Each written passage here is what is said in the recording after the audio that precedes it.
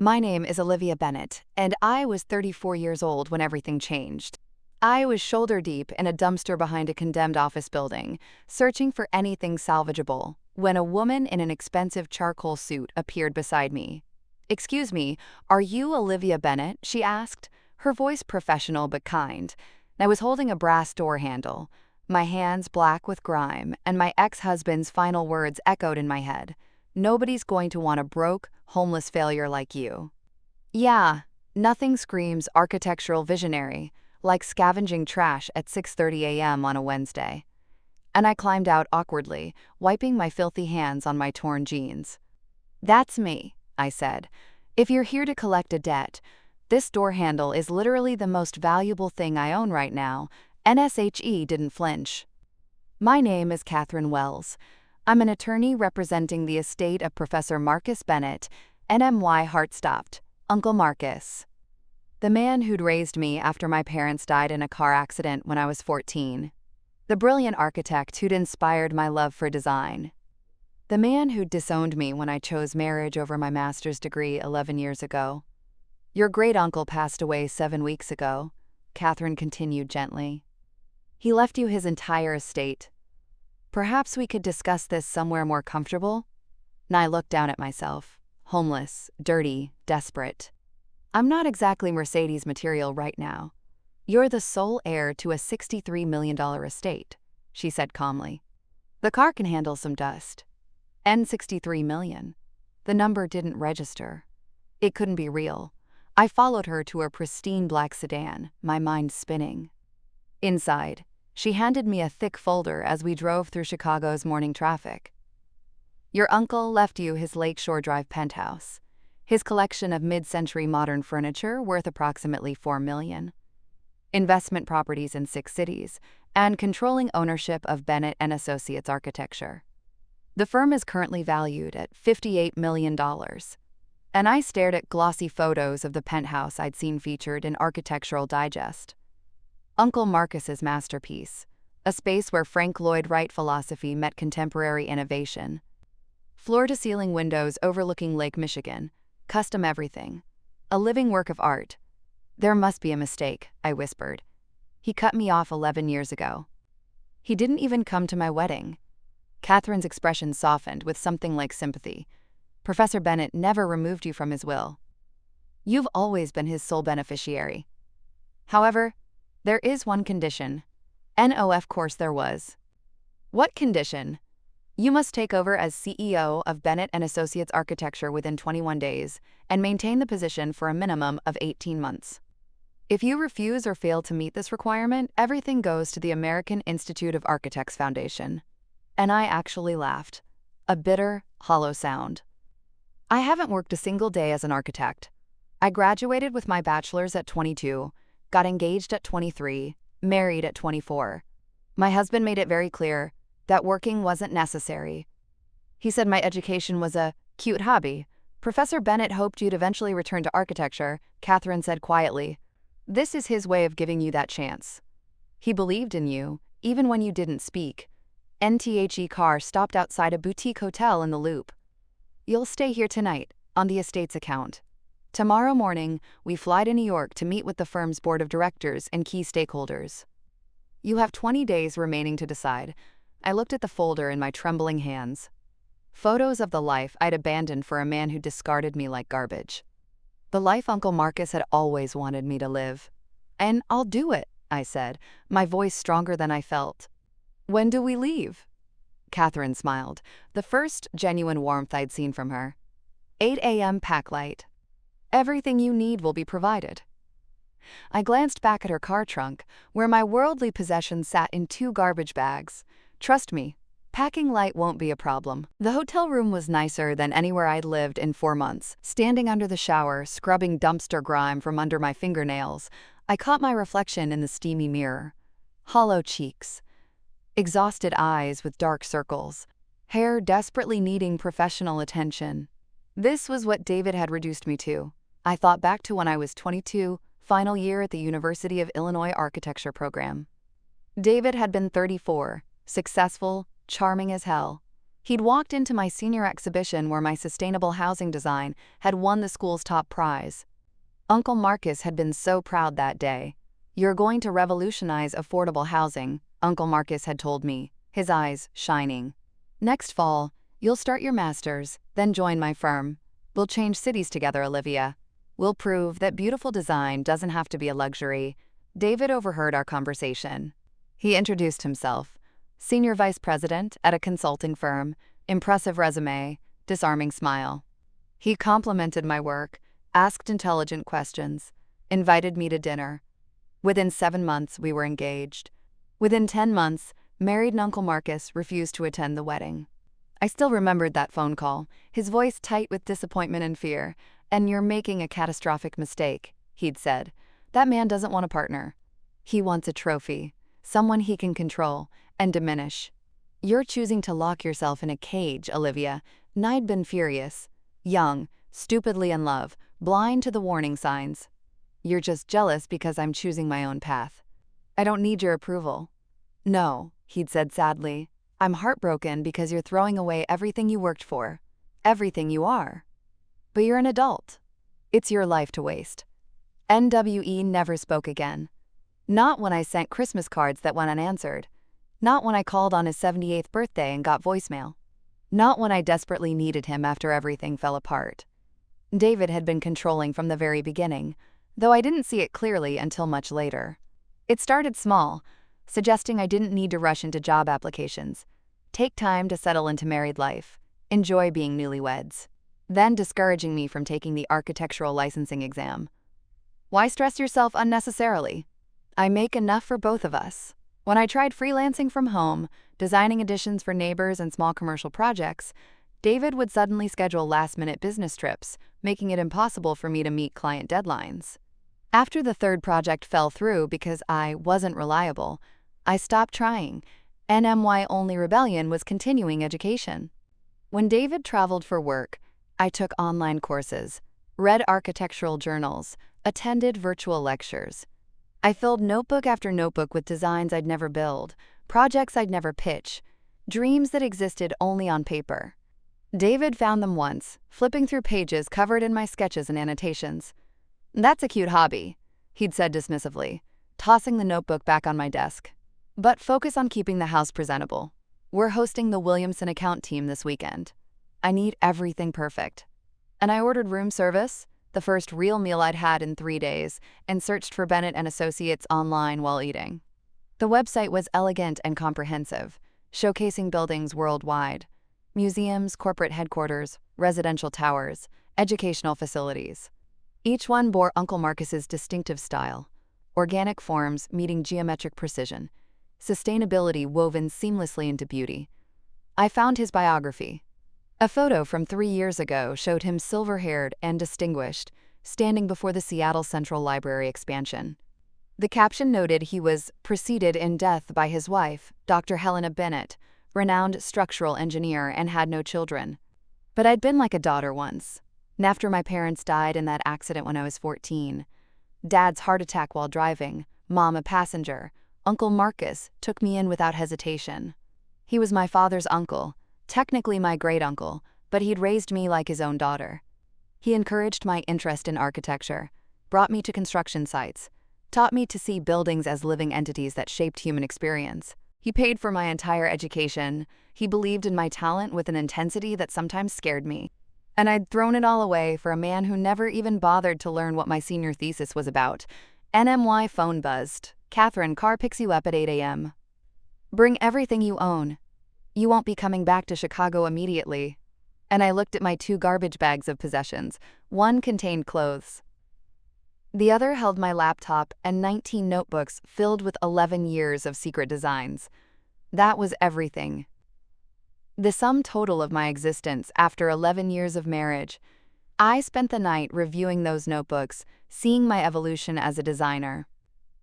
The early work was derivative, clearly copying Uncle Marcus's style. But over the years, despite everything, I'd found my own voice. Biophilic design principles merged with adaptive reuse. Buildings that honored their context while pushing toward sustainable futures. urban housing that prioritized community over profit. And David's opinion didn't matter anymore. It never really had. At 8 a.m., I stood in the hotel lobby with my garbage bags and my head held high. Catherine was already waiting in the car, perfectly composed as always. "Sleep well?" she asked. "Better than I have in months," I admitted. "So what exactly happens in New York?" "First, we'll go to the Bennett penthouse so you can settle in and change clothes. Then at 2 p.m., you'll meet the board at the firm's headquarters. I should warn you, they're expecting you to decline the inheritance." "Why would they think that?" Catherine's smile was knowing. "Because you've never practiced architecture professionally. Most people would find the condition intimidating." Several board members have been quietly positioning themselves to acquire portions of the company once it passes to the foundation. "Good thing I'm not most people," I said. "And for the record, I know plenty about architecture. I just never got the chance to practice it. That's about to change." The private plane still felt surreal. Yesterday, dumpster. Today, flying first class to Manhattan. Tomorrow, running a $58 million architecture firm. The universe had a twisted sense of humor. And as we descended, the Manhattan skyline appeared below, soaring towers of steel and glass, each one a testament to human ambition and architectural vision. I'd never been to New York. David hated cities, preferred quiet suburbs where he could control our environment, limit my exposure to anything that might inspire independence. NTHE car wound through streets I'd only seen in movies, then turned onto a tree-lined block in the Upper West Side. The Bennett building sat mid-block, a converted pre-war structure, 12 stories of limestone and glass, renovated with Uncle Marcus's signature touch. The first 3 floors housed Bennett and Associates. The top floor was his penthouse. "And welcome home," Catherine said. A woman in her early 60s stood waiting in the marble lobby, her warm smile reaching her eyes. "Ms. Bennett, I'm Dorothy Reeves. I was your uncle's executive assistant for 28 years. She paused, her expression softening further. "I also helped care for you after your parents passed. You probably don't remember me well. You were so young and grieving, and I did remember her vaguely. A kind woman who'd made sure I ate, who'd found me crying in Uncle Marcus's study, and sat with me without saying anything, just being present. Dorothy," I said, stepping forward to hug her. "Thank you for everything, then and now. Welcome home, dear," she whispered. "Your uncle never stopped hoping you'd return." NTHE penthouse took my breath away. Floor-to-ceiling windows overlooked Central Park. Original architectural details married to clean modernism. Every piece of furniture was museum quality. Eames, Saarinen, Nakashima, but it wasn't cold or sterile. It felt lived in, loved, thoughtfully curated over decades. "Your uncle's primary suite is on the south side," Dorothy said, leading me through the space. "But he had the north side converted into a private studio for you. He did the renovation 9 years ago." And I stopped walking. 9 years ago? But we weren't speaking. Dorothy's smile carried profound sadness. "Professor Bennett never stopped believing you'd come home eventually. He said you were too talented to stay buried forever. He kept this space ready for when you found your way back." NTHE's studio was a designer's dream, north-facing windows flooding the space with perfect natural light. Massive drafting tables, both traditional and digital. Professional-grade computers with architecture software already installed. Flat files full of high-quality paper and materials. And on one wall, a bulletin board with my undergraduate thesis pinned to it, the sustainable housing project that had won that award 11 years ago. And I touched it gently, tears blurring my vision. "Uncle Marcus had kept it all these years. He was very proud of you," Dorothy said softly. "He told me once that your talent was temporarily wasted, but never lost. That you'd find your way back eventually, and when you did, you'd need a proper workspace waiting." Catherine appeared in the doorway. "The board meeting is in 90 minutes. Would you like to change?" In the bedroom, I found a walk-in closet full of professional attire. Quality pantsuits, elegant dresses, everything in my size. I chose a charcoal gray suit that made me feel like the architect I'd never gotten to become. Powerful, competent, ready. Downstairs, a man in his early 40s waited with Catherine. Tall, dark hair with distinguished silver at the temples, intelligent eyes that assessed me carefully. "Olivia Bennett," he said, extending his hand. I'm Nathan Cross, senior partner at Bennett and Associates. I worked directly with your uncle for 14 years. And the Nathan Cross? I couldn't hide my surprise. You designed the Portland Science Museum, the building that won the AIA Gold Medal 2 years ago. NHI's eyebrows rose. You know my work. I know everyone's work, I said. I might not have practiced, but I never stopped studying. Your Portland Museum incorporated passive ventilation systems most architects ignore because they're complex. It was brilliant, beautiful, and sustainable without compromise. Something shifted in his expression, skepticism giving way to cautious interest. Then you're not just Marcus's charity case. Good. The board is going to test you immediately. They're expecting you to fail. Nathan. Catherine warned. No, he's right, I interrupted. They're expecting me to fold. Uncle Marcus knew that too. This whole setup is a test, isn't it? He wanted to see if I'd survive intact or crumble under pressure. Nathan smiled. Really smiled. Marcus said, you were brilliant, but beaten down by life. He said the woman who walked into that boardroom would tell us everything we needed to know about whether you'd survived with your fire intact. And I thought about David, about dumpster diving, about Uncle Marcus maintaining this studio for 9 years, hoping I'd use it someday, about the girl I'd been who'd won that award versus the woman I'd become. Then let's not keep them waiting, I said. I have nothing to prove to them, but everything to prove to myself. Bennett and Associates occupied floors 1 through 3 of the building. Staff turned to stare as we entered, some curious, some skeptical, some outright hostile. Word had clearly spread about Marcus's heir. In the main conference room, 9 people sat around a massive table, all looking at me like an unwelcome intruder. The room itself was stunning. Walls of glass overlooking the street, architectural models displayed like art, renderings of iconic projects. Ladies and gentlemen, Catherine began formally. This is Olivia Bennett, Professor Marcus Bennett's great-niece, and, per his will, incoming CEO of this firm. An A-man in his late 50s. Expensive suit, silver hair, condescending expression, leaned back in his chair. With all due respect, Ms. Bennett has never worked a day in this industry. This decision suggests Marcus wasn't thinking clearly in his final months. The board has concerns about leadership qualifications. Your name? I asked calmly. James Whitmore. I've been with this firm for 26 years. I'm the current CFO and hold 18% equity. Mr. Whitmore, I said, pulling out one of my notebooks. You're right that I've never practiced professionally. But I've never stopped learning. I opened to a project I designed 3 years ago, a mixed-use development incorporating vertical gardens, rainwater harvesting, and passive solar design. This is a sustainable urban renewal project I designed while my ex-husband was on a business trip. I have 18 more notebooks like this. 11 years of designs created in secret because my husband thought architecture was a cute hobby that distracted me from wifely duties. And I slid the notebook across the table. Whitmore flipped through it, his expression unchanging, but other board members leaned in with visible interest. And a black woman in her 40s spoke up.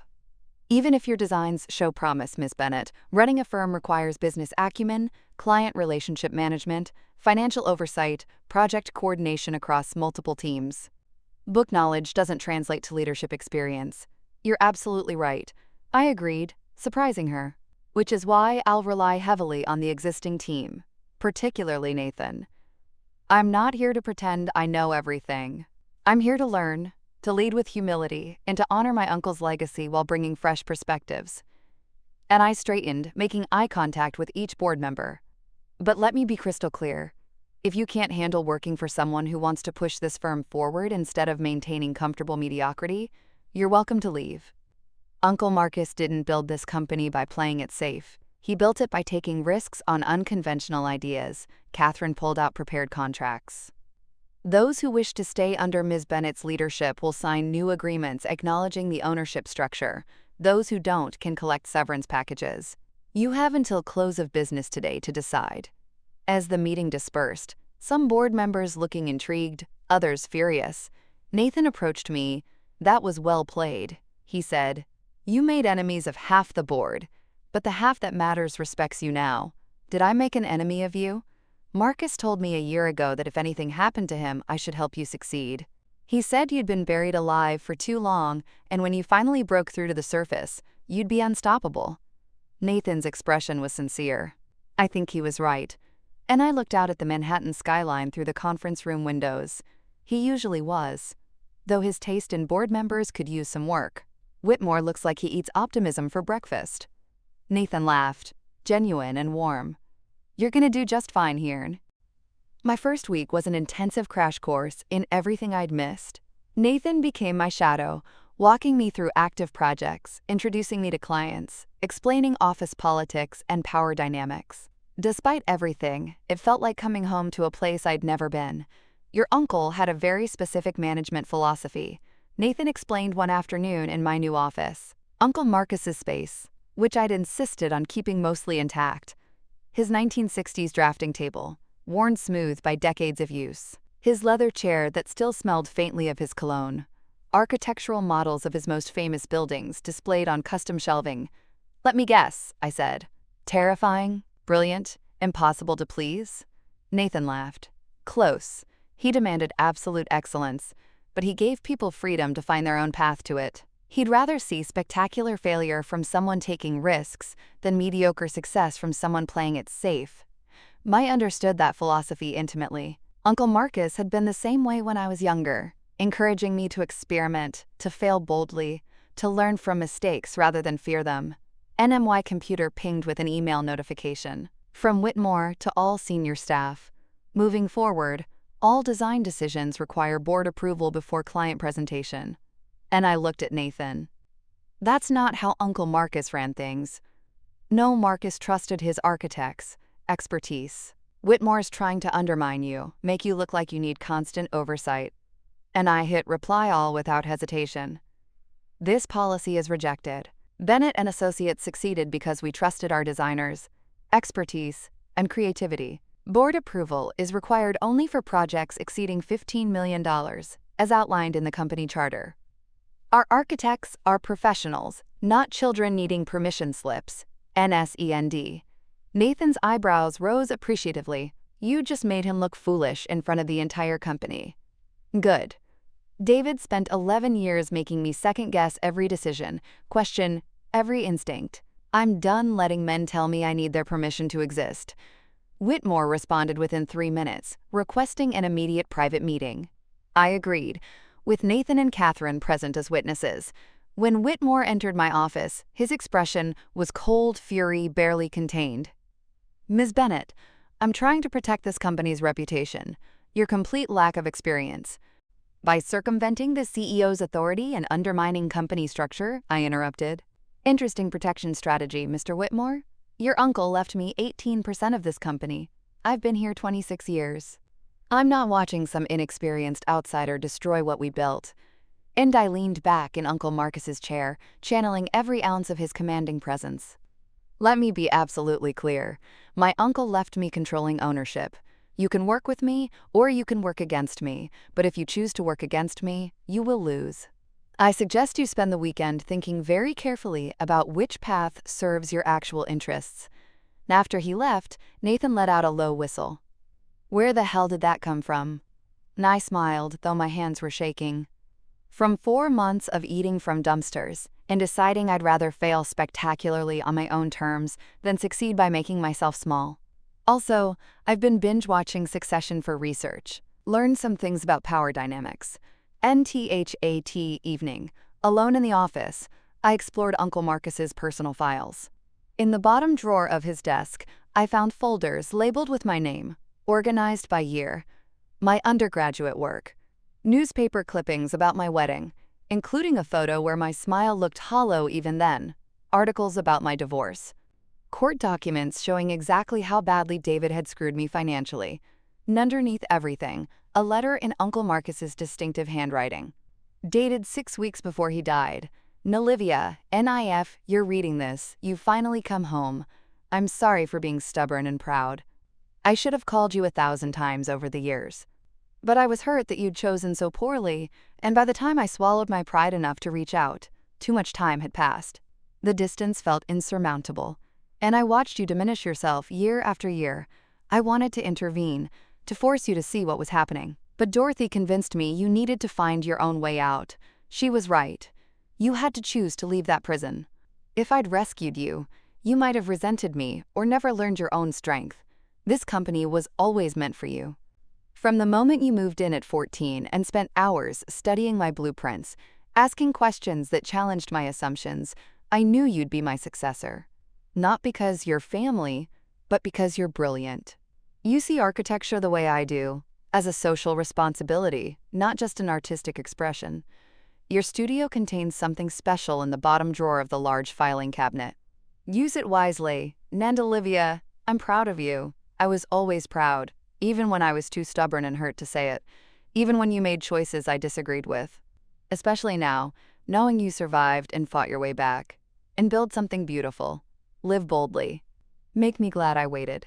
Love always. Nuncle Markushny sat in his chair and cried. Deep, wrenching sobs. Grief for lost years. Gratitude for his faith. Love for a man who'd understood me better than I'd understood myself. The private plane still felt surreal. Yesterday, dumpster. Today, flying first class to Manhattan. Tomorrow, running a $58 million architecture firm. The universe had a twisted sense of humor.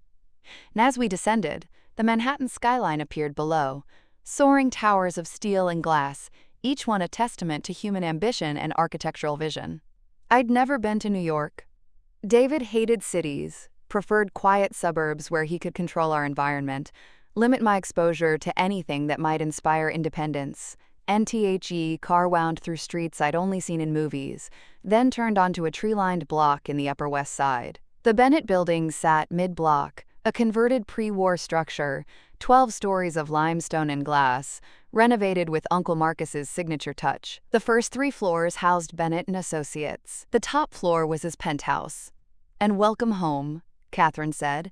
A woman in her early 60s stood waiting in the marble lobby, her warm smile reaching her eyes. Ms. Bennett, I'm Dorothy Reeves. I was your uncle's executive assistant for 28 years. She paused, her expression softening further. I also helped care for you after your parents passed. You probably don't remember me well. You were so young and grieving, and I did remember her vaguely.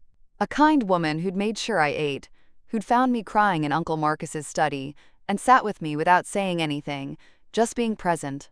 Dorothy, I said, stepping forward to hug her. Thank you, for everything, then and now. Welcome home, dear, she whispered. Your uncle never stopped hoping you'd return. NTHE penthouse took my breath away. Floor-to-ceiling windows overlooked Central Park.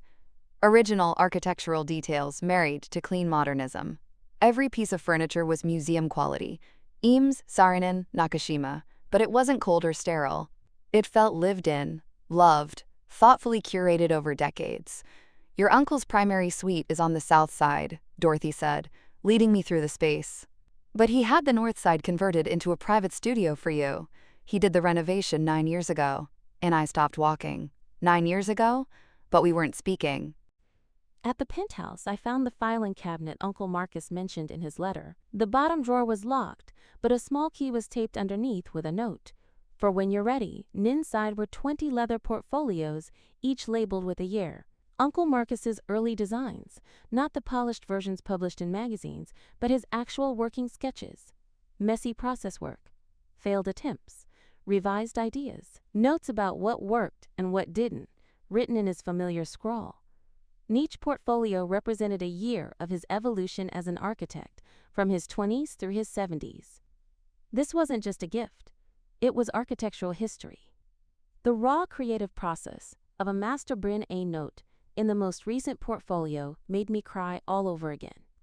Olivia, these are my failures, my false starts, my terrible ideas that eventually became good ones. I'm giving you this because young architects need to see that even legends struggled. That brilliance isn't born fully formed. It's built one imperfect sketch at a time. In USC, these to teach, to inspire, to remind yourself that the journey matters more than the destination. You're building yourself back now, just like I built these designs through iteration and persistence. Trust the process. NM.MBY morning. I had an idea.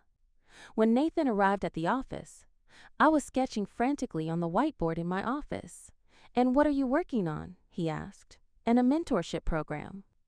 The Bennett Fellowship will bring in architecture students from diverse backgrounds, people who can't afford unpaid internships, who come from communities underrepresented in architecture. Show them Uncle Marcus's process portfolios, give them real project experience, paid positions, actual involvement in meaningful work. Nathan studied my sketches and notes. That's expensive and time-consuming. It'll require significant resources. That's exactly the point. We're not just building buildings, Nathan. We're building the next generation of architects. Uncle Marcus would have loved this program. He would have... Nathan agreed softly, something shifting in his expression. You're not trying to be Marcus. You're being exactly who he hoped you'd become. And I looked up at him, really seeing him for the first time. Thank you for not treating me like I need to prove myself every second. For trusting Uncle Marcus's judgment. You proved yourself on day one, Nathan said. Everything since has just been confirmation. NMY phone buzzed. Unknown number. Against my better judgment, I answered, congratulations on your inheritance. David's voice. Smooth, practiced, poisonous. Looks like you landed on your feet after all. We should talk. Maybe get coffee? And I froze, every muscle tensing. Nathan saw my expression change and stepped closer. How did you get this number? I demanded. I have my ways. Look, I know things ended badly between us. But $63 million? Come on, Liv. We had good years together. I supported you. I think I deserve. And I hung up. Blocked the number. Deleted it from my call log. Your ex? Nathan asked. And I nodded, hand shaking. He found out about the inheritance through the Architectural Digest article. Typical. He couldn't be bothered to acknowledge my existence for 4 months, but suddenly I'm worth his attention. Want me to have our legal team send a cease and desist? And I looked at my phone, at David's desperate attempt to worm back into my life now that I had money and success. And I felt nothing. Not anger, not pain, just complete indifference. No, I said, my voice steady. He doesn't deserve any response. He's already disappearing from my story. Soon he'll be completely irrelevant. And it was true. David was becoming a footnote in a much better narrative. The villain I'd already defeated by surviving and thriving without him. The Morrison project was my first major test as CEO.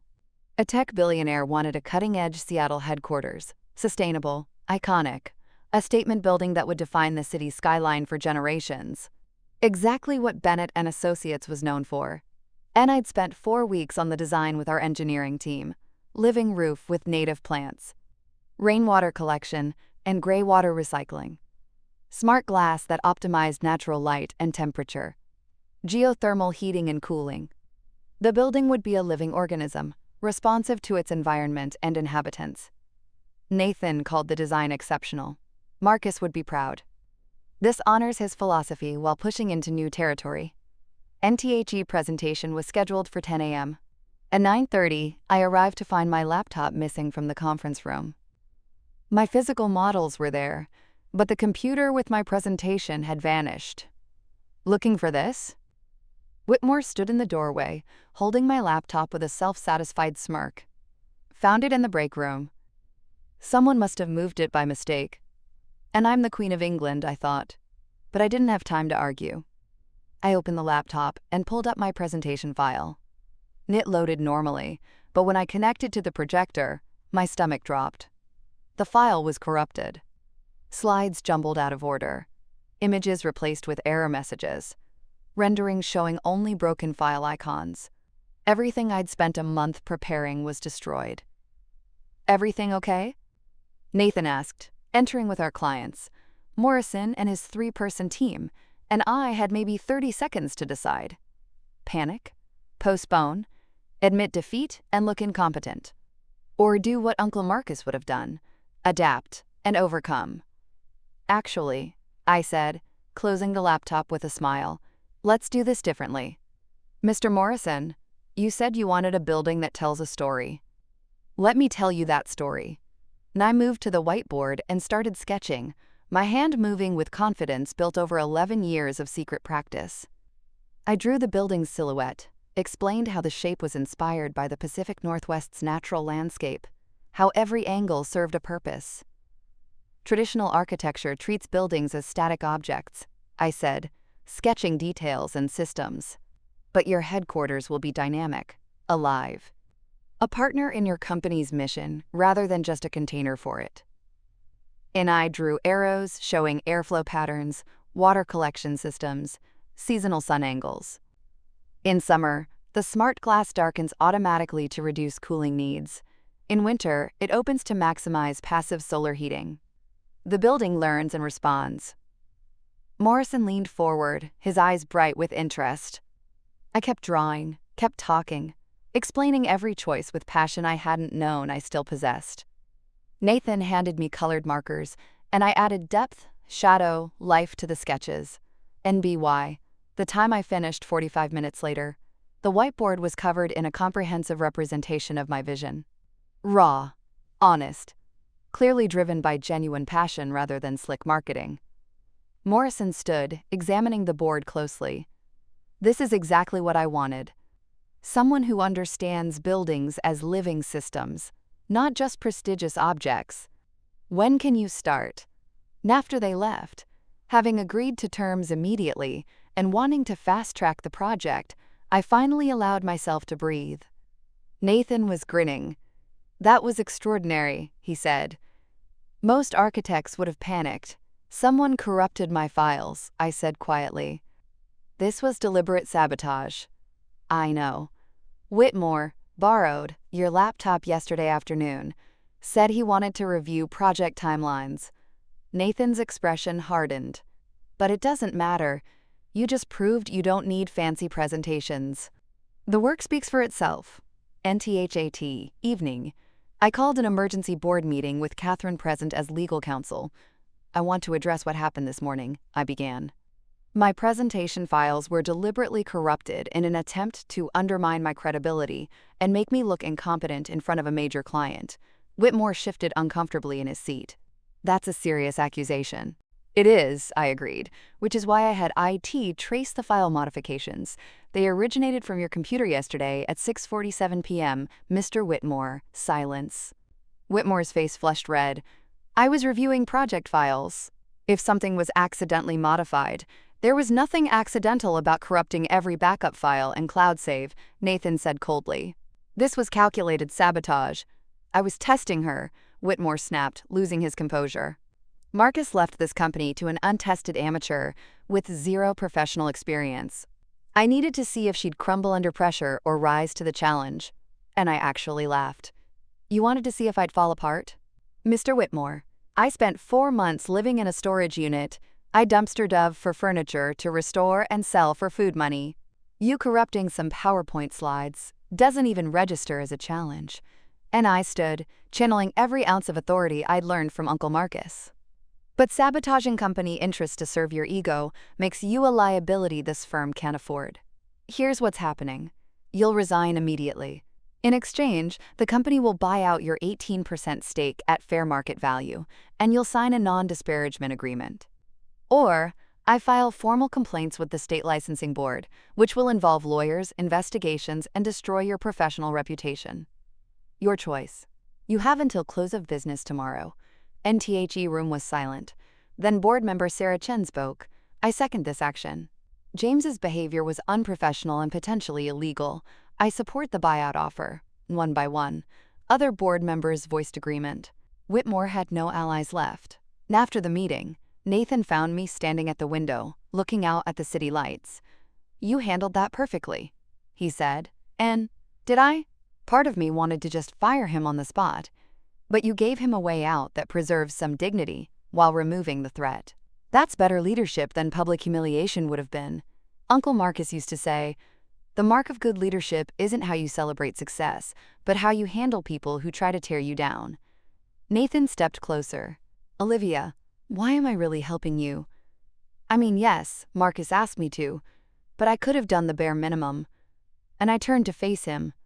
I've wondered that. You could have taken over this company yourself. I'm not doing this out of obligation, he said quietly. In 6 weeks, you've already started transforming this place. The fellowship program idea. The way you talk to junior architects like their ideas matter. How you see buildings as living systems rather than status symbols. You're bringing passion back to work that had become routine. NHE moved closer, and I felt my pulse quicken. Quote. Whitmore resigned the next morning. The company bought out his shares, redistributing them among remaining board members and key employees. The biggest obstacle to my leadership was gone, but I suspected the real challenges were just beginning. 3 weeks after Whitmore's departure, Dorothy found a leather-bound journal behind Uncle Marcus's collection of architecture books. N.M.'s. Bennett, she said, her voice gentle. You should read this. Your uncle kept a personal diary. Many entries are about you. NTHE Journal covered 16 years, from when I first came to live with Uncle Marcus at 14 until weeks before his death. Reading it felt like archaeological excavation, unearthing a past I'd only partially understood. June 3rd, 11 years ago. Olivia married David Foster today. I refuse to attend. Dorothy says I'm being stubborn and cruel. Maybe she's right. But I can't watch someone I love walk into a cage with her eyes open. I told her he was controlling, that he'd diminish her. She chose him anyway. All I can do now is wait and hope she finds her way back before he destroys who she is. November 12th, 10 years ago.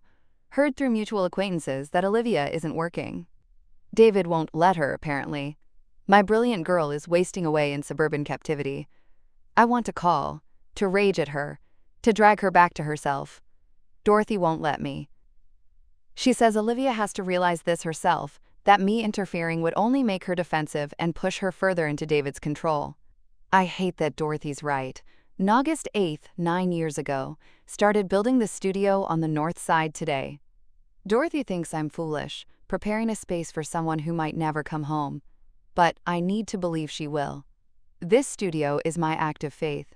My promise that when she's ready, there will be a place waiting. March 22nd, 6 years ago. Saw Olivia at a charity gala. David had his hand on her back the entire night, steering her like property. She looked so thin, so tired. Her smile had that brittle quality of someone performing happiness. I wanted to say something, but she avoided eye contact. I don't think she even recognizes anymore the person she's become. Or rather, the person she stopped being. In Vanel, I said. Marcus understood me better than I understood myself. He knew I had to fail on my own terms before I could succeed. He gave me space to make mistakes and consequences to face. But he never stopped believing I'd find my way back. Nathan moved closer. For what it's worth, he was right. The Olivia who walked into that board meeting 6 weeks ago couldn't have existed without everything you went through. The pain shaped you, but it didn't break you. He mentioned you in there. Said you'd help me, that you'd understand what he was trying to do. I didn't know about the journal specifically, Nathan admitted.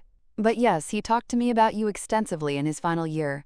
Told me his brilliant niece was wasting her life with someone who saw her as an accessory rather than a partner.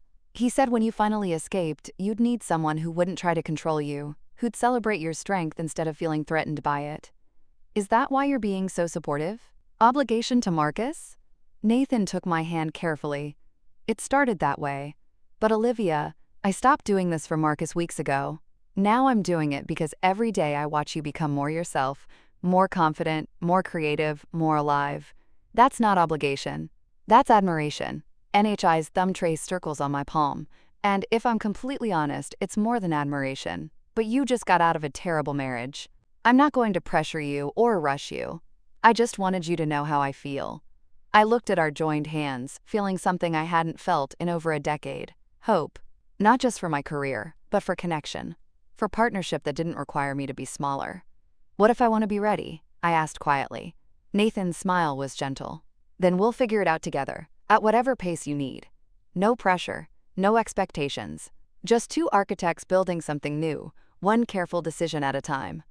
NWE stood on the penthouse terrace overlooking Central Park, the city lights glittering like possibilities. And I felt something fundamental shift. Marcus had given me back more than a company or money. He'd given me back my belief in myself. He'd proven that sometimes the people who love us most have to step back and let us fall, because that's the only way we learn we're strong enough to stand on our own. The Bennett Fellowship launched 3 months after I took over as CEO. We received over 400 applications for 15 spots. Nathan and I spent weeks reviewing portfolios, looking for talent, hunger, and perspective that traditional architecture education often overlooked. "And this one," I said, sliding a portfolio across my desk. "Jasmine Washington. She's designing community centers that incorporate urban agriculture.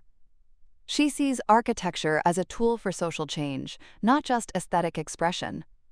Nathan studied her work. She's young, only 23.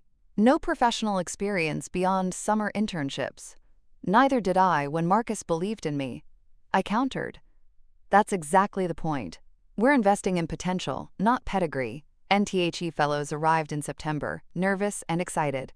I gathered them in Uncle Marcus's, my studio space. "And your presence here isn't charity," I told them. "It's investment in the future of architecture." Marcus Bennett believed great design comes from diverse perspectives and lived experiences. "You'll work on real projects alongside our senior architects. Your ideas will be heard, challenged, refined, sometimes implemented. Welcome to Bennett and Associates." Jasmine approached afterward, hands trembling slightly. "Ms. Bennett, thank you. My family didn't understand why I wanted to study architecture. They said it was impractical, that I should be a doctor or lawyer," and I smiled, seeing myself in her uncertainty. "Let me guess. They said architecture was a nice hobby, but not a real career?" "Exactly," Jasmine said, relief flooding her face. "People who don't understand passion will always try to diminish it." I told her. "My ex-husband spent 11 years telling me my degree was worthless. Don't let anyone make you small for dreaming big. You belong here." NTHE fellowship program was demanding. Fellows worked 40 hours weekly on firm projects while completing independent designs under mentorship. Some senior architects complained about the time investment, but most embraced it. NBY November, Jasmine's community center design had attracted attention from a nonprofit building in Brooklyn. They wanted Bennett and Associates to lead the project, with Jasmine as primary designer under supervision. "This is too much responsibility," Jasmine worried when I told her. "I'm going to mess it up." "You're an architect," I said firmly.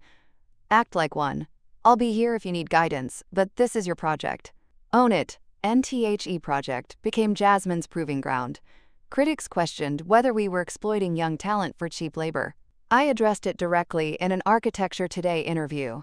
"The Bennett Fellowship isn't about exploitation," I said.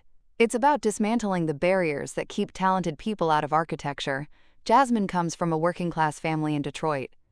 She couldn't afford unpaid internships in expensive cities. "Programs like ours ensure talent, not privilege, determines who gets to shape our built environment. That's not charity. That's justice." NTHE article ran with photos of our fellows at work. Within 2 weeks, 5 other major firms announced similar programs. Change was happening. "You're transforming the industry," Nathan said one evening as we reviewed Jasmine's latest revisions. "I'm doing what Marcus taught me," I replied. Though I'm sure he'd have some sarcastic comment about it taking me 11 years to figure it out. Nathan had become more than my business partner. We'd fallen into an easy rhythm, working late, grabbing dinner, talking about everything from cantilever physics to childhood memories. The attraction was undeniable, but we'd maintained professional boundaries. Until the company holiday party in December, and I'd spent the day at the Brooklyn construction site with Jasmine, watching her explain her design to the construction crew with newfound confidence. By the time I reached the party at a downtown gallery, I was late, windblown, and genuinely happy. Nathan found me near the bar, his tie loosened, looking relaxed. "You missed the speeches." "Let me guess," I said. Everyone thanked everyone. Someone made an awkward toast, and the accounting department got drunk too early. NHE laughed. In exactly that order. NTHE DJ started playing something slow. Nathan extended his hand. "Dance with me?" And I hesitated. This felt like crossing a carefully maintained line. But then I looked at his face, thought about Marcus's journal, about building something new, and took his hand. And one dance, I agreed. NHE pulled me close. We swayed to the music, not talking, just existing together in the moment. "Olivia," he said softly, "I know we agreed to keep things professional. We did, and I know you're still healing from everything with David." "I am. But I need you to know something." He pulled back slightly to look at me. "I'm in love with you. Not falling, completely, irrevocably in love. I'll wait as long as you need, or step back entirely if that's what you want. But I couldn't go another day without telling you the truth. NMY heart raced. Part of me wanted to panic, to retreat into the safety of emotional distance. But a bigger part, the part that had learned to take bold risks, wanted to jump. I'm terrified, I admitted. David made me doubt everything about myself. What if I'm not ready? What if I mess this up? Then we'll figure it out together, Nathan said. I'm not David. I don't want to control you or make you smaller. I love who you are right now. The brilliant architect who improvises presentations and starts fellowship programs and fights for what she believes in. That's not someone who needs changing. And I kissed him then, right there on the dance floor in front of half the company. Impulsive. Probably complicated. Definitely right. When we pulled apart, the room had gone quiet. Then someone started clapping, and suddenly everyone was applauding, cheering, raising glasses. And I buried my face in Nathan's shoulder, laughing. Well, he said, grinning, so much for keeping things professional. Marcus always said the best architecture comes from bold risks, I replied. Guess that applies to life too. The relationship with Nathan changed everything and nothing. At work, we remained CEO and senior partner, maintaining professional boundaries. After hours, we were just Olivia and Nathan, learning each other slowly, carefully. NHE was patient with my hesitations, never pushing, always present when I needed grounding. Unlike David, who'd needed me diminished to feel powerful, Nathan seemed to grow alongside me. Tell me about your marriage. He asked one snowy January night as we sat in the penthouse library. We'd been officially together for a month, and I tensed instinctively. Why? Because I can see you waiting for me to become him, Nathan said gently. Every time you accomplish something, you brace for criticism. I want to understand what he did so I never accidentally echo it, even in small ways. I'd never talked about the details with anyone. But Nathan's face held only concern and care. He made me feel like everything about me was either too much or not enough, I said quietly. My degree was cute, but impractical. My ideas were hobbyist nonsense. When I got excited about architecture, he'd call it obsessive. When I was quiet, he'd say I was boring. I couldn't win. That wasn't about you, Nathan said. That was about him needing you insecure so he could feel superior. I know that now, but for 11 years, I believed him. I made myself smaller and smaller, trying to become whatever he wanted. Spoiler alert, it didn't work. He still cheated. Nathan took my hand. Olivia, you're the most extraordinary person I've ever met. Your passion isn't too much, it's everything. When you talk about buildings, your entire face lights up. The day you walked into that board meeting and refused to apologize for existing, I knew you were going to change everything. And I kissed him, overwhelmed by the difference between being celebrated versus being erased. I love you, I said. First time speaking those words. I'm still figuring out how to do this without fear, but I love you. We'll figure it out together, Nathan promised. That's the difference. We're a team. In February, Architectural Digest ran their feature story. But the article wasn't just about the fellowship program. It was about my entire journey. Dumpster diving to CEO, Marcus's decade of waiting. My transformation of Bennett and Associates' NTHE response was overwhelming. Media outlets wanted interviews. Architecture schools invited me to speak. Potential clients flooded our inquiry system. My social media following exploded from a few hundred to over 80,000 in a week. NBUT visibility brought unwanted attention. And David called on a Tuesday morning. I was in a design meeting when my phone lit up with his name, a contact I'd never bothered to delete, which probably said something about my mental state, and I ignored it. He called again. Then texted, NSAW, the Architectural Digest article. Very impressive. We should talk. And I showed Nathan, who frowned immediately. Block him. I want to know what he wants first, I said. NTHE next message came through. I made mistakes. I see that now. Maybe we could meet for coffee? Get closure? I laughed bitterly. He wants back in now that I'm successful and wealthy. You're not meeting him, Nathan said firmly. God, no. But I am going to respond. And I typed, David, you spent 11 years convincing me I was worthless. You took everything in our divorce and told me nobody would want a broke homeless woman. You were wrong about me then, and you're completely irrelevant now. Don't contact me again. NSEND, block, delete. How do you feel? Nathan asked. And free, I said. He doesn't get to rewrite history or insert himself into my success story. He made his choices. I've moved far beyond them. NBUT David wasn't finished. He reached out to Jasmine through LinkedIn, claiming to be an old friend wanting to congratulate me. She immediately told me and sent screenshots. Some guy named David Foster messaged me, Jasmine said he was your ex-husband and wanted me to pass along a message. I told him I don't carry messages to my boss from random strangers. Was that okay? That was perfect, I assured her. If he contacts you again, block him immediately and let me know. And David's final attempt came through his lawyer, a formal letter requesting a meeting to discuss potential business opportunities and possible reconciliation. Nathan read it, his expression darkening. He wants you to invest in his consulting firm. He's using your success to fund his failing business. Of course he is, I said. He spent our entire marriage taking from me. Got to admire the consistency, if not the audacity. And I had Catherine draft a response. Ms. Bennett has no interest in any professional or personal relationship with Mr. David Foster. Further contact will be considered harassment and will result in legal action. NTHAT stopped the calls. But it didn't stop David from talking. And a former mutual friend reached out with a warning. David's telling people you manipulated Marcus, that you took advantage of a dying man. He's trying to undermine you in the architecture community. And I should have been angry. Instead, I felt only pity.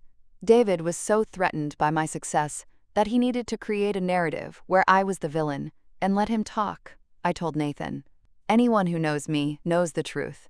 NTHE gossip reached Marcus's old social circle, resulting in a gallery opening invitation from Patricia Monroe, an art dealer who'd been close to my uncle. Several people have been saying concerning things.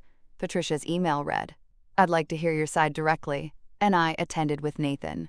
The gallery featured architectural photography, including several of Marcus's iconic buildings. Patricia greeted me warmly. You look just like your uncle when he was young, she said. Same fire in your eyes, same intensity. I've heard people have questions, I said directly. About Marcus's will, about whether Patricia smiled, cutting me off. Darling, those people are jealous gossips with nothing better to do. Marcus talked about you constantly in his final years. He was so proud, even when you weren't speaking. He showed me your notebooks once, said you'd outshine him someday. In BY Evening's End, I'd met dozens of Marcus's closest friends and colleagues, all sharing stories about how he'd tracked my life from a distance, how he'd planned this inheritance meticulously, how he'd known I needed to find my own way out before he could help. Your ex is spreading rumors because he's threatened, one architect told me bluntly.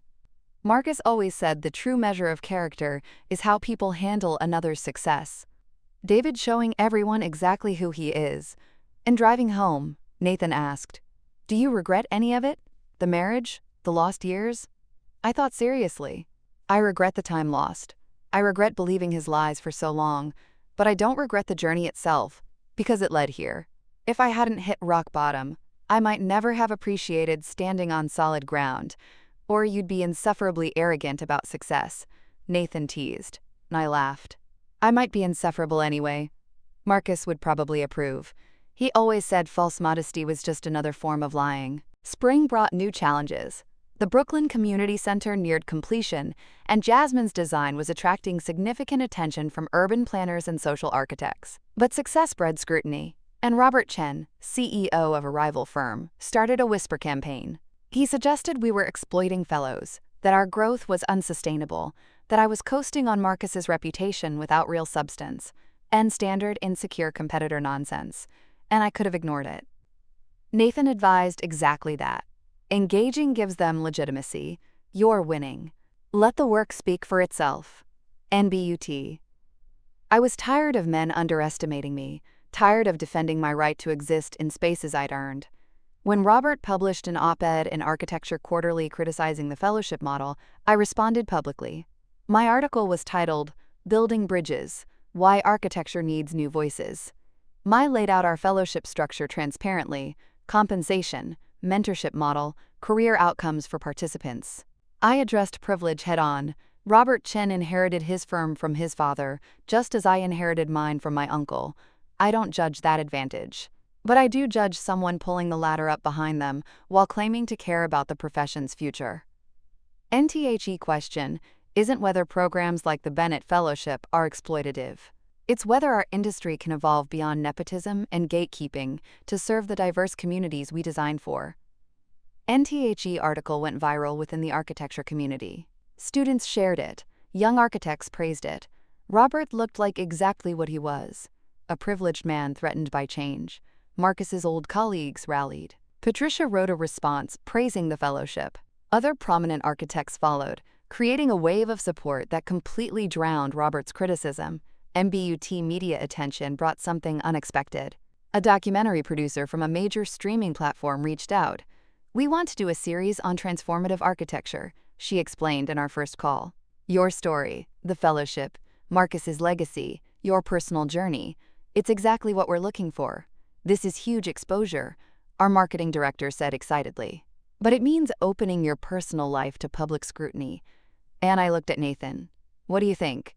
"I think you'll do whatever your gut tells you," he said. "But consider carefully what you're comfortable sharing. Your story is powerful, but it's also deeply personal." NTHAT night. We talked it through. "If I do this, people will ask about my marriage, about why Marcus and I didn't speak for years. I'd have to talk about David, which means discussing emotional abuse publicly. You don't owe anyone your trauma," Nathan said quietly. "I know, but..." I trailed off, thinking, David isn't the story. Marcus is. My resilience is. David's just the obstacle I overcame. Maybe that's the angle. What do you mean? I control the narrative. They film what I allow. This is architectural journalism with emotional depth, not reality TV exploitation. David gets mentioned only as context, not as the focus. "You're sure?" And I nodded. "He already took 11 years. He doesn't get any more real estate in my story than absolutely necessary." NTHE crew arrived in May and filmed for 8 weeks. They documented everything. The Brooklyn Center's grand opening, where Jasmine gave a speech that made me cry with pride, fellowship students presenting to real clients, board meetings showing mutual respect instead of power struggles. They interviewed Marcus's friends who shared stories about his faith in me. Dorothy talked about watching him track my life from afar, the pain of seeing me struggle, his unwavering belief I'd find my way home. And they asked about David. In the interview, filmed in my studio with Manhattan spread below, I kept it simple and honest. I was married to someone who needed me small to feel big. He saw my education as a threat to his control. The divorce devastated me financially but freed me emotionally. Sometimes losing everything material is how you gain yourself back. The specifics of that relationship don't matter anymore. What matters is that I survived and built something meaningful from the wreckage. NTHE interviewer pressed for details, but I smiled and shook my head. David gets to be a footnote in this story. And honestly, even that feels generous. This documentary is about architecture, mentorship, legacy, and second chances, not about one man's insecurity. NTHE documentary was fast-tracked, airing just 3 months after filming wrapped. The response was overwhelming. Architecture students wrote sharing stories of family pressure and self-doubt. Women thanked me for addressing emotional abuse without sensationalizing it. The fellowship program received over 1,500 applications for the next cycle. And David called again. I was at dinner with Nathan when my phone buzzed with an unknown number. I answered out of curiosity. "And Olivia, it's David." His voice, smooth, practiced, still able to send ice through my veins. "I saw the documentary. You made me look like a villain." And I froze. Nathan reached across the table to take my hand, grounding me. "I didn't mention your name once," I said calmly. "If you saw yourself in my story of emotional abuse and control, that says more about you than me. People know it was me. Friends, former neighbors, colleagues. You're destroying my reputation." I laughed, genuinely amused. "David, I haven't thought about you in months. I don't care about your reputation." I told my truth. "If that truth makes you uncomfortable, maybe reflect on why." "I want a public apology," he demanded. "A statement saying I wasn't abusive, that the divorce was mutual, that you're exaggerating." "Olivia, I'm going to say this once, so listen carefully." I stood, walking outside for privacy. "You spent 11 years making me believe I was worthless. You took everything in our divorce. You mocked my education and my dreams. And now that I've built something extraordinary, You want to rewrite history because you can't handle the truth. NMY voice was steel. I don't owe you anything. Not my silence, not my comfort, not a single second of my time. You're a footnote in my story. Lose my number. Lose my name. Lose any hope that I'll ever consider you relevant again. I hung up, blocked the number, called Catherine immediately. David just demanded a public apology. I need a cease and desist letter. If he contacts me or anyone associated with me ever again, I'm pursuing legal action for harassment. Consider it done, Catherine said. And Olivia, I'm proud of you. Back at the table, Nathan was waiting with my wine and a proud smile. And you okay? I'm perfect, I said honestly. He wanted to make me small again, and I refused. That felt amazing. And a woman at the next table leaned over apologetically. I'm sorry for eavesdropping, but I saw the documentary. Thank you for being honest about your marriage. My daughter's in a similar relationship. Your story might give her the courage to leave, and I gave her my card. Have her call my office. I'm happy to talk to anyone who needs to hear they're not alone, that there's life after leaving. As we walked out, Nathan wrapped his arm around me. You're changing lives, not just through buildings, but through your truth. That's Marcus's real legacy, I said.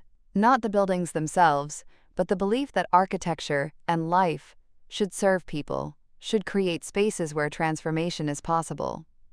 Speaking of transformation, Nathan said as we reached his car, the board meeting next week. There's something I need to tell you about the agenda, and I looked at him suspiciously. What? You'll see, he said, smiling mysteriously. Trust me. It's good. The board meeting happened on a Tuesday morning in October, exactly 1 year after I'd climbed out of that dumpster and met Catherine. Nathan had been elected senior partner officially, but there was another matter on the agenda I hadn't been told about. And before we conclude, board member Patricia Stevens said, there's an additional item to discuss. Olivia, the board has received an acquisition offer for Bennett and Associates. NMY heart stopped. What? NSHE slid a document across the mahogany table. Robert Chen's firm wants to acquire us completely. He's offering $420 million for full acquisition, all intellectual property, and the Bennett name, and $420 million. My 51% ownership meant I'd personally receive over $200 million. Financial security for multiple lifetimes. This is revenge, Nathan said immediately. Robert spent months trying to undermine us. Now that we're winning, he wants to eliminate the competition by absorbing us. The offer is legitimate, Patricia said carefully. I suspect Robert wants to control our methods, dissolve the fellowship program, and eliminate the competitive threat we pose. But legally, the offer is valid. And I read the terms carefully.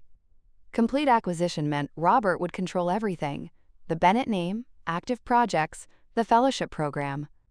He could dissolve it all, erase Marcus's legacy entirely. No, I said without hesitation. Olivia, Patricia said gently, that's an extraordinary amount of money. You should at least consider it carefully before deciding. I don't need to consider it, I said firmly. Marcus didn't leave me this company so I could sell it to someone who represents everything he fought against. The answer is absolutely no. NTHE board members exchanged glances. Then Patricia smiled, wide and genuine. That's exactly what we hoped you'd say. Marcus included a provision in his will that we weren't allowed to disclose until you'd been CEO for 1 full year and faced a major acquisition offer. NSHE pulled out another document, and I felt the room tilt. If you rejected any substantial acquisition offer, defined as over $300 million, you'd receive an additional trust Marcus established. $50 million, unrestricted, for understanding that some legacies can't be bought. And I sat back, stunned. He tested me. Even after death, many people would have sold, Patricia said. The money is life-changing. Marcus needed to know you valued the mission over wealth, that you understood what he'd built and why. Nathan was watching me carefully. How do you feel? And I thought about it. A year ago, fresh from David's cruelty, I might have been angry about manipulation. But now I understood differently. I feel like Marcus knew me better than I knew myself, I said quietly. A year ago, I might have sold. I was desperate, broken, would have taken the money and run. But now this company isn't just Marcus's legacy. It's mine too. It's our fellows' future. It's proof that architecture can serve everyone, not just the wealthy. And I looked around the table. And it's absolutely not for sale. NTHE vote to confirm Nathan as co-CEO passed unanimously. As the meeting ended, Patricia pulled me aside. Marcus left you one more thing. Instructions to give it to you after you passed the acquisition test. NSHE handed me a small velvet box. Inside was a ring, a simple platinum band with blueprints etched into the metal, and a note in Marcus's handwriting. Nolivia, NIF, you're reading this, you passed my final test. This ring belonged to your great-aunt Helena, my wife, who you never got to meet. She was a structural engineer, one of the first women in that field in the 1950s. She faced barriers you can't imagine, but she never compromised her vision or her values. When she died, I promised I'd give this to someone worthy of her legacy. That someone is you, and build bravely, live boldly. Never let anyone make you small again. And I'm proud of you, my brilliant girl, NM. And I slipped the ring on my finger. It fit perfectly. Of course it did. Marcus had planned everything. NTHAT evening. Nathan found me in the studio, looking out at Manhattan with Helena's ring catching the light. And Penny, for your thoughts? Marcus orchestrated everything, I said. The inheritance conditions, the board challenges, the acquisition offer. He mapped out tests to prove I was who he believed I could become. Are you angry about the manipulation? No, I said honestly. I'm grateful. He didn't just give me a company. He gave me challenges that forced me to become the architect, the leader, the person I was always meant to be but had forgotten I could be. Without those tests, I might have doubted myself forever. Nathan wrapped his arms around me from behind. You know what Marcus understood that people like Robert and David never will? What? The ability to value people over profit, to see potential in problems, to build up instead of tear down. That's why I fell in love with you. Not because you're Marcus's heir, but because you see the world as a place worth improving, one building at a time. I love you too, I said. You've been my partner through all of this. I couldn't have done any of it without you. Speaking of partnership, Nathan said, his voice suddenly nervous. He pulled a small box from his pocket. I know this is fast. I know you just got out of a terrible marriage. But Olivia, every day with you is better than the day before. I want a lifetime of days watching you change the world. NHE opened the box. Inside was a ring. Elegant, with a diamond that caught light like a promise. And, will you marry me? Nye looked at the ring. Then at Nathan. Then at the studio around us that Marcus had built, hoping I'd return. And a year ago, I'd been married to someone who wanted to diminish me. Now I was being proposed to by someone who celebrated me. Yes, I said, tears streaming. Yes, absolutely yes. NHE slipped the ring on beside Helena's ring, and they looked perfect together. Old legacy and new beginning. Should we tell people tonight? I asked. Nathan pulled out his phone with a grin. I already asked Dorothy to prepare champagne. She's been hoping for this since you moved in.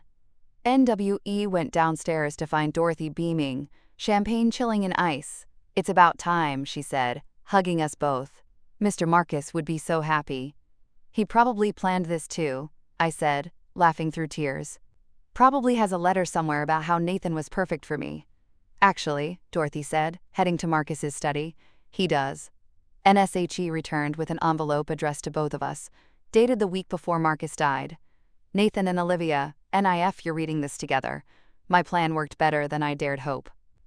Nathan, you've been like a son to me. Olivia, you've always been like my daughter. I couldn't imagine better leaders for my company or better partners for each other. Build something beautiful together, in work and in life. And please don't name any children Marcus. That name dies with me. It's pretentious. No, my love. NMNWE laughed and cried, toasting a man who'd believed in us when we couldn't believe in ourselves. The engagement announcement made waves throughout the architecture community. Design magazines wanted exclusives. Even Marcus's old rivals sent surprisingly gracious congratulations, NBUT, the biggest response came from David. Because of course it did. Catherine called on a Friday morning in November, her voice tight with controlled fury. David filed a lawsuit. He's claiming you used marital assets to invest in Bennett and Associates, that he's entitled to a portion of your inheritance. And I actually laughed. I was homeless when we divorced. He took everything. How could I have invested anything? He's arguing that your architectural knowledge, acquired during your marriage while he supported you financially, constitutes a marital asset that contributed to your current success. It's legally absurd, but it's designed to be disruptive and expensive to fight. Nathan, listening on speaker, looked murderous. He's doing this because she's engaged. This is spite dressed up as legal action. Exactly, Catherine agreed, which is why we're going to destroy him. Olivia, I need evidence from your marriage showing David actively prevented you from working. Emails, texts, anything documenting his control. I thought about those 11 years. I kept journals. Nothing I ever showed him, but I documented things. His comments about my degree, times he sabotaged job opportunities, ways he isolated me from professional contacts. Perfect. Get them to me today. We're filing a countersuit for emotional distress, defamation, and harassment. David's about to learn that targeting you was the worst decision he's ever made. And finding the journals was harder than expected. They'd been in storage, in boxes I hadn't opened since moving to Manhattan.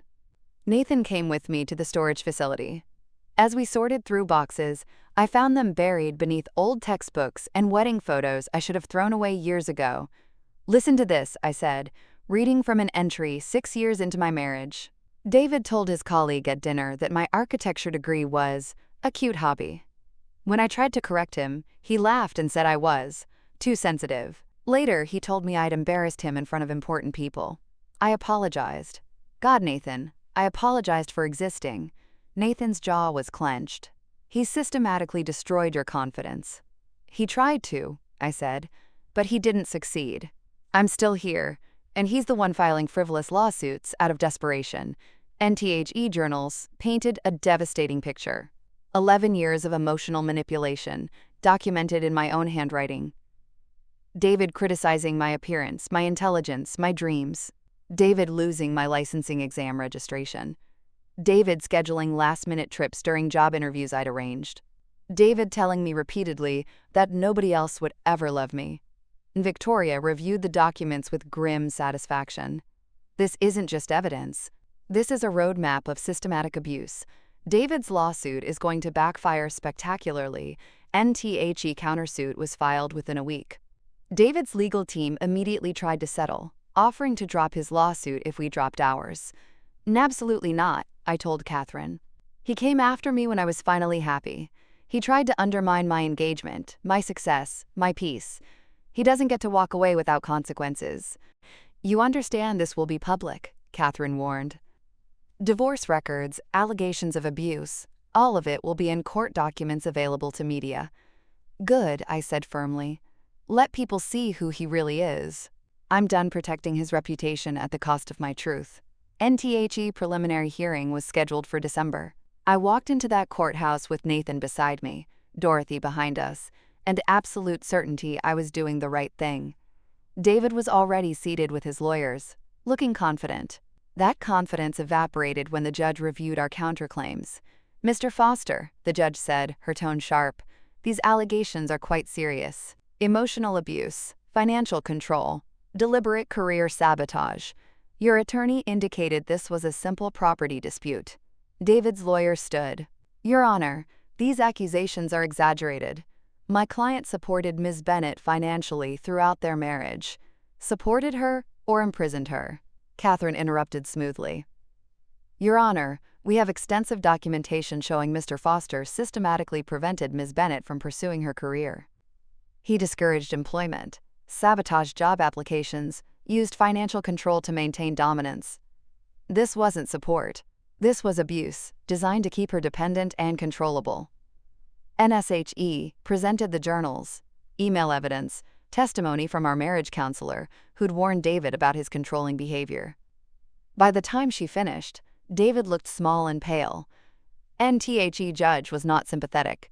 Mr. Foster, These documents suggest your lawsuit is retaliatory rather than substantive. Ms. Bennett received her inheritance after your divorce was finalized. You have no legal claim to it.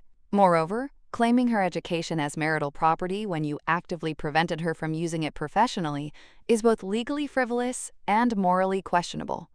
David's lawyer tried to argue, but the judge cut him off, and motion dismissed with prejudice. Mr. Foster, you're fortunate Ms. Bennett isn't pursuing criminal harassment charges. I suggest you consider this outcome a gift and move on with your life. This court will not tolerate further abuse of the legal system. And outside the courthouse, reporters were waiting. I'd expected this. NMs. Bennett, how do you feel about the judge's ruling? Vindicated, I said clearly. My ex-husband spent 11 years trying to make me believe I was worthless. He took everything in our divorce. And when I rebuilt my life into something extraordinary, he tried to take that too. Today, a judge confirmed what I already knew. David Foster is a small man who can't handle strong women. I'm done giving him any power over my narrative. Will you pursue further legal action? No. He's not worth my time or energy. I have buildings to design, a company to run, and a wedding to plan. David is irrelevant to my future. Honestly, he always was. NTHE clip went viral. By evening, other women had come forward with stories about David, patterns of controlling behavior in previous relationships. His consulting business started losing clients. His reputation crumbled, not because of anything I'd actively done, but because of who he'd always been, finally exposed. Nathan found me that night on the penthouse terrace, looking at city lights. How are you really feeling? Free, I said. Finally, completely free. He can't touch me anymore. His opinion doesn't matter. His existence doesn't affect my happiness. I'm just done. Marcus would be proud. You turned your pain into power. That was always his plan, I said. Every test, every challenge, building toward this moment. Me understanding that I'm not defined by who tried to break me, but by how I rebuilt myself. So what's next? Nathan asked. You've conquered your demons, grown the company, started a revolution in architectural education. What does Olivia Bennett do for an encore? And I smiled, pulling out sketches I'd been working on. I want to use the $50 million from Marcus's final trust for something ambitious, a nationwide public architecture initiative. Libraries, community centers, public spaces designed with the same care usually reserved for luxury projects. Architecture that serves everyone, not just the wealthy. Nathan studied the sketches. A nationwide initiative. That's incredibly ambitious. Marcus always said the best architecture should be democratic. That beauty and innovation shouldn't be luxuries reserved for those who can afford them. This is how I honor his memory while making my own mark on the profession. Our own mark, Nathan corrected gently. Partners, remember? I kissed him, tasting happy tears. Partners in everything. The wedding happened in April, exactly 18 months after I'd climbed out of that dumpster behind the condemned building. NWE kept it relatively intimate, about 150 people, held in the penthouse's rooftop garden that Marcus had designed decades ago. The space was transformed with spring flowers, string lights, and the Manhattan skyline as our backdrop. Jasmine was my maid of honor. She'd graduated from the fellowship and joined Bennett and Associates full-time as a junior architect. You changed my life, she said when I asked her. Not just my career, my entire understanding of what's possible for someone like me. You did that yourself, I told her. I just opened the door. Patricia walked me down the aisle, Marcus's closest friend serving as the family I'd chosen.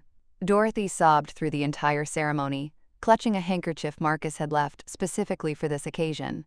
Nathan's vows were simple and perfect. Olivia, you taught me that partnership means celebrating each other's strength, not competing with it. You've made me a better architect and a better man. I promise to always see you, challenge you, and believe you're capable of the impossible. NMY vows were harder to get through without crying. Nathan, 18 months ago, I was convinced nobody would want me, that I was broken beyond repair. You didn't just prove that wrong. You made me understand I was never broken. I was just waiting to find someone who saw my cracks as places where light could enter. Thank you for being my partner in every sense, and for loving me exactly as I am. NWE danced under string lights, surrounded by people who'd watched me transform. The documentary crew filmed a brief epilogue segment, the final chapter of their series about architecture, redemption, and second chances. And as the evening wound down, Nathan pulled me aside to the studio. On my drafting table was a leather portfolio I didn't recognize. Marcus left this with Patricia, Nathan explained. Instructions to give it to us on our wedding day. Inside were sketches, dozens of them. Designs Marcus had created but never built. Community centers, schools, affordable housing, social architecture for people's society often overlooked. NTHE note, Reed and Olivia and Nathan, these are my dreams that I never had time to realize. Now they're yours. Build them together. Build them boldly. Build them for people who need proof that someone sees their worth. And architecture isn't just about creating beautiful spaces. It's about creating spaces that make beautiful lives possible. And I love you both. Now stop reading and go dance with your wife, Nathan. NMNWE laughed through tears. Marcus's voice so clear, it was like he was standing beside us. Then we returned to the party, to the life we were building together. The Bennett Public Architecture Initiative launched the following year. Using Marcus's $50 million trust and additional funding from the firm's profits, we began designing and building libraries, community centers, and public spaces across the country. Each project incorporated sustainable design, local artists, and extensive community input. Architecture as collaboration, not imposition. Jasmine led the design for the Philadelphia Community Library, her first project as lead architect. I attended the opening, watching her explain her vision to the press with confidence I remembered having once, long ago. Architecture saved my life, Jasmine told reporters. Not just as a career, but as proof that I could build something meaningful.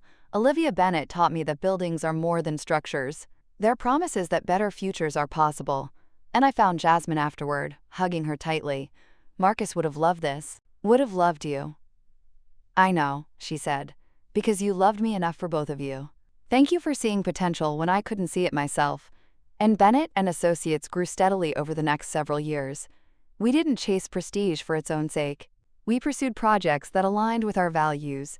Schools in underserved communities, affordable housing that didn't sacrifice beauty, public spaces that brought diverse people together. NWE won awards. But more importantly, we changed lives. David faded into obscurity. His business failed. His reputation was destroyed by his own actions, and multiple women who came forward with similar stories. I heard about it occasionally through former acquaintances and felt nothing. No satisfaction, no vindication. Just complete indifference. He'd become what he'd always been, irrelevant. 5 years after taking over Bennett and Associates, I was invited to give the commencement address at my architecture school. And I stood at the podium, looking at graduates who reminded me of the person I'd been once, full of dreams and determination with no idea what lay ahead. When I graduated from this program, I had a degree, a dream, and absolute certainty about my future. Within months, I'd abandoned all of it for a man who needed me small, to feel powerful. For 11 years, I disappeared into a life that wasn't mine. And I paused, letting them absorb this. But here's what I learned. You can't actually lose yourself. You can misplace yourself temporarily, but your essential self remains, waiting for you to remember who you are. When I finally escaped that marriage, I had nothing. No money, no home, no confidence. But I had my education, my passion, and a great uncle who believed I was worth waiting for. Some of you will take straightforward paths to success. Others will detour through darkness first. Both journeys are valid. What matters is remembering this. You are architects. You see potential in empty spaces. You understand that foundations must be strong before buildings can rise. And I looked out at their young faces. Apply that same vision to your own lives. Build yourselves carefully, honestly, courageously. And when life tries to tear you down, and it will, remember that you're trained to reconstruct from ruins. That's not just a professional skill, that's a survival skill. The applause was thunderous. But what mattered more were the students who approached afterward, sharing their own stories of doubt and fear, thanking me for being honest about struggle. NTHAT evening. I returned to the penthouse. Nathan was in the studio, working on sketches for a Detroit children's museum. Dorothy had dinner waiting. She still insisted on cooking several nights a week, despite my protests that she'd earned retirement. I climbed the rooftop garden where Marcus had imagined my homecoming. The city stretched below, full of buildings designed by people with dreams and determination just like mine. And I thought about the woman who'd climbed out of that dumpster 18 months ago, believing she'd lost everything. I wished I could tell her what was coming. The inheritance, the company, the love, the second chance. NBUT. More than that, I wished I could tell her the most important thing. She was already everything she needed to be. She just needed time and space to remember. NMY, phone buzzed. Jasmine, just landed the commission for the San Francisco Community Center. Your blueprint for public architecture is changing the country. Thank you for believing in me. And I smiled, typing back. Thank you for proving Marcus was right about potential. You're going to outshine us all someday. And I can't wait to watch. Nathan joined me on the rooftop, sliding an arm around my waist. And what are you thinking about? Everything, I said. Where I was, where I am, where we're going next. And where are we going? He asked. I turned to face him. This man who'd chosen to build alongside me rather than compete with me. Wherever we design next, I said. Together. And in that word was everything. Partnership, trust, love, and the understanding that the best architecture, whether buildings or lives, is created by people who refuse to diminish each other's light. 10 years after that morning in the dumpster, I stood in the lobby of Bennett Tower, our new headquarters, a building Nathan and I had designed together. 30 stories of sustainable innovation overlooking Central Park, NTHE Bennett Fellowship, had expanded to 12 cities, producing over 200 graduates. Jasmine now ran the program as Director of Emerging Talent. NTHE Public Architecture Initiative had completed 63 projects across 38 states. Libraries, community centers, schools. Each one proof that beautiful design could serve everyone. Marcus's legacy wasn't just buildings anymore. It was a movement. NMY phone rang. Unknown number, which I normally didn't answer, but something made me pick up. And Ms. Bennett? This is Riverside Hospital. David Foster listed you as his emergency contact. He's been admitted. I'm not his emergency contact, I said calmly. We've been divorced for 11 years. You should contact his actual family. He said you're the only person. I'm sorry he's unwell. I interrupted gently, but I'm not the person to call. I wish him the best, but I can't help him. And I hung up and blocked the number. Then I called Catherine to make absolutely sure I was removed from any of David's paperwork permanently. Nathan found me in my office. Everything okay? Hospital called about David. He'd listed me as emergency contact. What did you say? That I'm not that person. That I wish him well, but can't help him. I looked at Nathan. Is that cold? No, Nathan said firmly. It's healthy boundaries. You don't owe him anything, especially not after everything he did. 11 years of controlling you doesn't create an obligation. NTHAT evening, we attended the opening of the Helena Bennett Center for Women in Architecture, a scholarship and mentorship program I'd founded in my great-aunt's name. Funded entirely by my personal wealth, it supported women from underrepresented backgrounds pursuing architecture careers. And at the podium, I looked out at the 200 women gathered, students, professionals, dreamers all. My great-aunt Helena was a structural engineer in the 1950s. She faced barriers I can barely imagine. My uncle Marcus faced his own struggles, and I spent 11 years being told my education was worthless, but we all persisted. Because architecture isn't just what we do. It's who we are. And I held up my left hand, Helena's ring and my wedding band catching light together. These rings represent legacy and love, the past and the future. One reminds me where I come from. The other reminds me where I'm going. You are the future of architecture. Build boldly. Build beautifully. Build for people who need spaces that tell them they matter. And never, ever, let anyone make you small. NTHE standing ovation lasted 5 minutes. Later, on our penthouse terrace, Nathan and I watched the sun set over Manhattan, over buildings we'd designed, lives we'd touched, a legacy we'd built together. Do you ever think about what would have happened if you'd sold the company? Nathan asked. If you'd taken that $400 million and walked away. I thought about it honestly. I'd be rich and empty. The money was never the point. The work is the point. The people are the point. Marcus knew that about you. He did. I agreed. He knew me better than I knew myself. He knew I needed to hit bottom hard enough to understand what solid ground felt like. He gave me the tools to rebuild, but he made sure I did the work myself. That's love, Nathan said simply. I looked at the city, at the Bennett Tower rising above it, at the windows lit with architects working late, at the promise of tomorrow's projects. Yes, I agreed. That's love. The kind that doesn't rescue you but believes you're strong enough to rescue yourself. The kind that waits patiently and prepares the way home. Nathan pulled me close. I love you, Olivia Bennett. I love you too, I said. Thank you for building this life with me. Below us, the city glittered with possibility. Somewhere out there, someone was struggling, doubting, wondering if they'd ever be enough. And I hoped my story would reach them, would remind them that rock bottom isn't the end. It's the foundation. And from foundations, we build everything else.